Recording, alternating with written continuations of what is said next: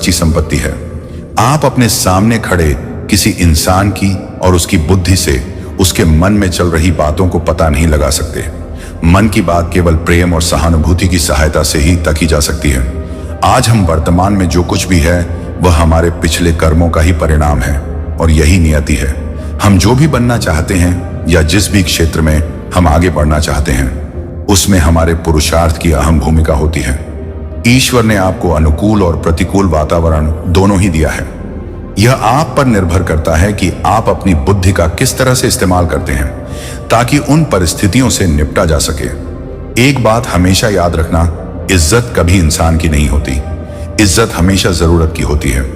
जरूरत खत्म तो इज्जत खत्म। जो इंसान हमेशा शिकायतों से भरा रहता है वह कभी खुश नहीं रह सकता, और जो इंसान हमेशा धन्यवाद के भाव से, हमेशा शुक्रिया के भाव से भरा रहता है वह हमेशा खुश रहता है। उस इंसान की जिंदगी में आपको सुकून और शांति दिखाई देगी। एक छोटे से गांव में राम नाम का एक किसान रहता था। राम के पास थोड़ी सी जमीन थी जिस पर वह खेती करता था, लेकिन राम हमेशा अपनी जिंदगी से असंतुष्ट रहता था। कभी मौसम खराब होता तो कभी फसल खराब हो जाती। राम हर समय भगवान को कोसता और अपनी तकदीर को बुरा भला कहता रहता। उसे लगता था कि उसकी जिंदगी में केवल समस्याएं और दुख ही हैं। राम के पड़ोस में श्याम नाम का एक और किसान रहता था। श्याम की हालत भी कुछ खास अच्छी नहीं थी।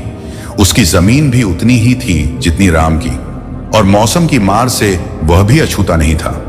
फिर भी श्याम हमेशा मुस्कुराता रहता और भगवान का नामाबाद करता रहता। श्याम का जीवन सुकून और शांति से भरा हुआ लगता था।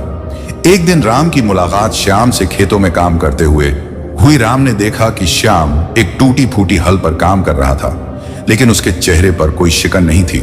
राम ने श्याम से पूछा, तुम्हारी हालत मुझसे भी बुरी है, फिर भी तुम हमेशा खुश कैसे रहते हो? श्याम ने हंसते हुए जवाब दिया, राम, खुशी हमारे पास क्या है या क्या नहीं है उस पर निर्भर नहीं करती। खुशी इस बात पर निर्भर करती है कि हम अपने पास जो भी है उसकी कदर करें और भगवान का धन्यवाद करें। जब हम अपने जीवन में छोटी छोटी चीजों का आभार मानते हैं तो हमें सच्ची खुशी मिलती है।